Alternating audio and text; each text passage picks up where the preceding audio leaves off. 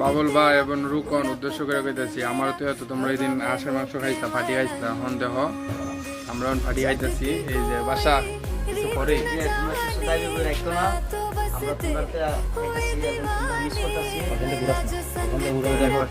দেখো দাও এই যে দেখো আসলে রাগ টাক কিছু করো না, আমরা তোমরা জানাইছি তোমরা শ্বশুর বাড়ির কেউ ব্যস্ত, তোর কাছে টাকা নাই, আমরা খাইলে কেউ দিয়ে আছে কিনা। আচ্ছা আমি দুইটা কথা বলতেছি এখানে।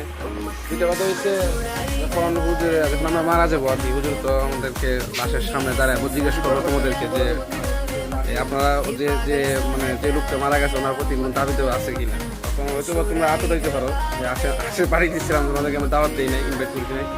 তো যাই হোক তোমরা দাবি রাখো না, তোমরা তখন একদম মন থেকে বলবো যে আমাদেরকে মাফ করে দিচ্ছে আল্লাহর রাস্তায়। এইটাই আর তোমাদের সাথে খাইতেছি, আসলে তোমাদের মিস করতেছি আমি, মিস করার কিছু নাই কারণ দুইটা রান খামু, এটা হচ্ছে বড় কথা।